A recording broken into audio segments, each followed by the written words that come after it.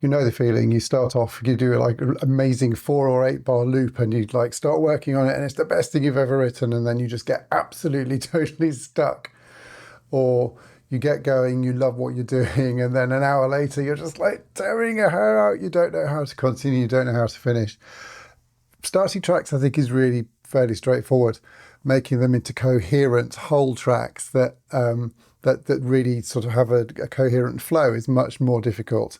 I've got 530 something tracks published with music libraries at the moment, all obviously complete and finished. And whereas I don't know all the answers about finishing tracks, I had a little bit of practice, and there's a number of things that work for me that hopefully I'll be able to pass on to you in this video. First thing is what I alluded to just now, the sort of love the track and then loathe the track. And I think with experience, you do realize there is a little bit of there is a trough. As you start on a track, you're full of expectation and excitement, and it's all fresh and it's all new. But you start playing it round and round and round, wondering what's going to come next. And it starts to feel a little bit jaded after a little while. And you go through, no matter, I think, what the process is, a bit of a low with the track where you sort of think, okay, well, this isn't quite as great as I thought it was going to be. And it's very easy to give up in that lull part of the creative process. And I think what you have to do is to push through and realize that you may actually hopefully push through and come to love it again at the end. So I think that loving it, loathing it, and loving it again dip or trajectory is quite common, and something you need to sort of have in the back of your mind while you are actually writing. The other thing that I find really, really helpful is, rather than working on one track and then sort of doing it from beginning to end and that's it, I tend to have up to sort of 4, 5 or 6 tracks all going on at the same time. So that means that I'll work on a track, and I try to get myself into I do work pretty well in a flow state. I can get into a flow state quite quickly. I can work on a track and it sort of flows and everything's going okay. As soon as I start to feel really stuck and have to really think about it, generally speaking, I will stop.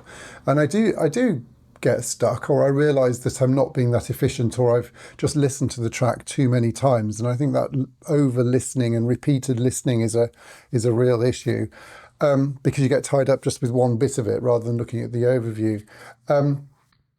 And recognising that point where you should stop, and actually I stop and move on to something else. And actually, my experience is that if I move on to another track, then I'll have fresh ideas for that track, and then I'll come back to the previous track the day after or something. So my general pattern is to work on a track once a day and then leave it for 24 hours and look at it the next day. And I personally find that works really, really well. I tend to have my best ideas within the first 10 or 15 minutes of working on a track, and it's a bit of a downhill trajectory after that. I'll do 50 minutes on a track maximum, really, and then move on. What can be quite difficult is keeping track of where you are with all your tracks, keeping track of your tracks. I use a Trello board, and I have several different columns, and I'll tend to move from left to right as they're progressing. So I'll have a sort of what I call a jam column, which is where I just literally just jammed stuff out, and it's really rough and ready, and it's ideas. I'll then have a draft column. I then have a complete column, and then a ready to go out column, basically.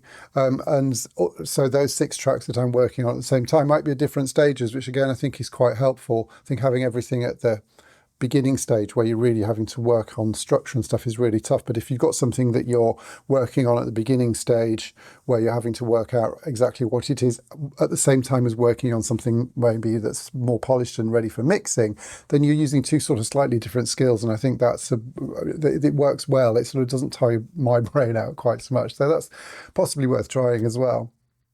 And also within that whole taking time and coming back to it, I think there is a sort of fermentation process, for me at least. It's quite commonly known, I think, whereby I don't think I've ever written. Yes, I have written a track in a day, but I don't really like writing tracks straight out.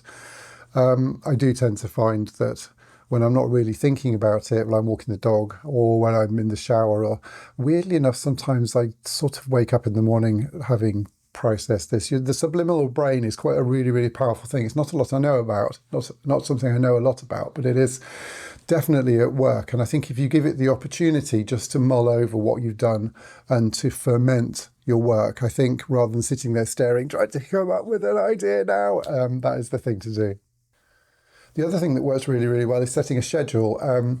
There's nothing worse in many ways for getting stuck, I think, than saying, well, I'm going to work for this morning on music or on this track. I can't do that personally. I work with a timer, as I've alluded to before. So I work in 50-minute segments normally, or 90-minute segments. And in each of those segments, I have like a task of stuff that I'm going to do. I think that's really, really important. I think having like a whole day or just a whole span of time where you haven't really got a plan and you haven't divided it up is a bit of a recipe for disaster in terms of finishing stuff. It just makes you in some ways, it makes you take too long. I think it makes you second guess yourself all the time. Whereas if you've got a bit of a deadline, I think that really, really does help. Tied in with that, I think also to help with composing generally and finishing stuff is finding your best time of day to work. If you have the luxury of being able to choose what time of day you can work. I'm very much a morning person. A number of people work really well in the evening. What works for you? When is your creative brain going? And work to your strengths. Don't, if you can, try not to sort of go against that. And the other thing also, as I said a moment ago, is to set yourself a final deadline. You might be writing to a hard deadline, or more often than not, I'm writing to my own deadlines because the music production industry is fairly flexible in timescale. And I find that doesn't really work. So essentially, I write 4 tracks a fortnight, really.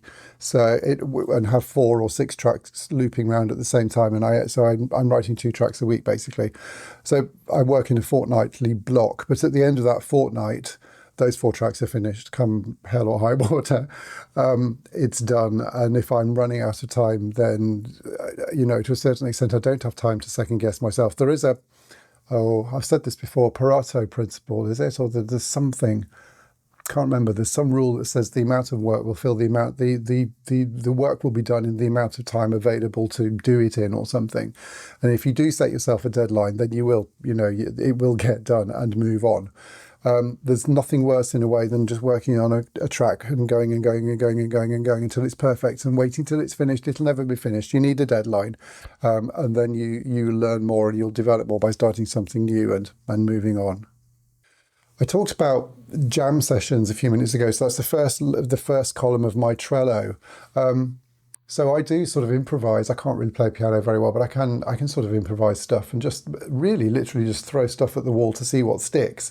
And I think that's a really, really helpful thing to do without thinking about, is this good or not? Does it sound all right? I think you just go into creative mode, and I might, for the start of a track, do 3, 4 or 5 different starters and then go back and choose the best one. If I'm getting stuck as well, I'll literally just throw out 3 or 4 alternative B sections or counter melodies or something without thinking about it and without criticizing it, and come back to them later. So that does work really, really well. That improvisatory, not making judgment about what you're doing, whether it's good or bad type thing, just chucking stuff out and seeing what sticks. And in a similar vein, not starting at the beginning and trying to work all the way through to the end, I think is important. You might start at the beginning, and that's fine. And actually, a lot sort of how I work to a certain extent, either the beginning or the big part at the end, I tend to do first. But don't assume what you are writing is the beginning. It could well be the middle, or it could be something completely different to what you think it is, which can help you move forward. The other thing to say is I think it's worth making a judgment about taking the line of least resistance. And if you really are finding that a track isn't working, there's nothing wrong in stopping that track and not continuing with it. Sometimes things just don't vibe, they just don't fit, they just don't quite work. And without beating yourself up or hitting yourself over the head, just say, man, this is just not working, mate. Just go, start again, scrap it and start again. So I think you've got to have, within that love sort of dip, you've got to have some sense that you're working on something that's going to work. And I think if you really are hitting your head against a brick wall, then I would just leave it and simply start again without judgment. I talked a moment ago about listening without judgment. And I think listening to your own work is really, really important. And I try to, and this is another well-known thing, actually, a number of people do this, I try to separate it from the creating or composing time, if that makes sense. Now, it's quite hard to do that, but when I'm being really organised, I will compose stuff or get a piece at least to draft form, which means that it's got its full structure and it's sort of fleshed out and I've got the orchestration and I know how it works. I'll then record it and then just leave it, and then I'll listen to it away from this desk, normally just on headphones on my computer or something. Again, I can do this in Trello and just listen to it in Trello on my laptop. And write some notes, what needs to be done. Literally writing notes for myself, do this, do this, do this, do this, do this. And actually, if you are stuck and you don't know where to go, that having a list of things to do is really, really good. A to-do list that you just tick off rather than randomly listening through the thing and saying, okay, well, I ought to do this, I ought to do this, I ought to do this. So having a plan, and that ties in with my timing thing, I think, about having that structured time and knowing what you're going to do in that structured time and having a tick list of ticking stuff off. And again, if you're struggling with it, if you need to add a bass line or you need to add a harmony or something, and that's on your to-do list, I would again try and do that in your creative time without judgment. Add a bass line, add some harmony, and then leave it and go back and listen to it the next day or listen to it separately in a separate sort of session. So you are separating that creative and that critique mind. It's two halves, because very often I think while we are being creative, the critique mind is going, well, that's a load of old rubbish, isn't it? So mine does. And so that's really corny. You can't do that. Come on, Andrew, you can do better than that. You know, you've got this narrative going on all that time, and it doesn't really help you get into flow, and it doesn't really help your creativity. Much better to be creative and throw it out there and then come back to it in a separate session with your sort of whinging hat on and write yourself a list of things to do and improve. Finally, getting a structure is really important. Again, going back to my Trello things, I have my jam bits here. My draft column is when I've got a structure all the way through. And I think there's nothing more frightening than having a blank door session. So what will tend to happen is I'll move something from my jam column into my draft, from my jam column into my exploration or draft column, and I'll try and expand on that little jam thing like hell or high water to get some sort of structure. Even if there's 8 blank bars or something, I'm normally aiming for sort of 2.5 minutes, which is a fairly common production music library length of track to go for.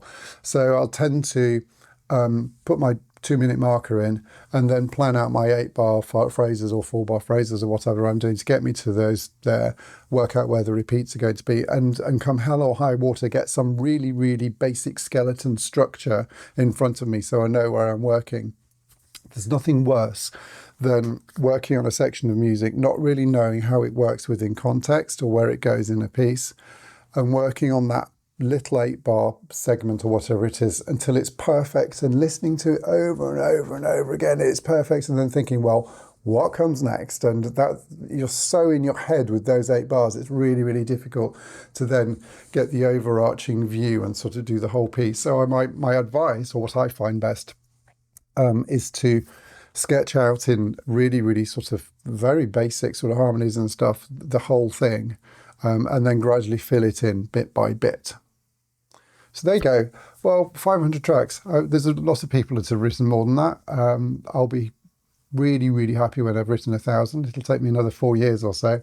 But you know, it's a skill. It's something that just needs practice. And I think actually the biggest thing is that you just have to just keep going and to a certain extent find your own way. Remembering all the time that it does get easier and easier. As long as every track is getting a tiny little bit better, you will get faster, you will get more fluent. And just don't get bogged down. Keep moving forward all the time. You've got to keep the flow and keep a sort of a sense of enjoyment and lightness in it. As soon as you get bogged down, then just stop and move on to something else or change to something different. Works for me. I hope that's useful. If you've got any useful tips for how to finish tracks and how to not get bogged down and stuck, please put them in the comments. I'd be really, really interested to see if there's anything that I haven't got, or if any of the things in there you really resonate with you, or you think, well, that's a ridiculous idea, that would never work for anybody. Let me know. It'd be really good to know. You can do the other things as well, like pressing the button to subscribe, isn't it? Or do me a like if you like, or a dislike if you don't. I don't care. It's just a YouTube platform. Thank you for watching, and I'll leave a link to another video, one side or the other, and hope to see you again. Thanks a lot. Bye bye.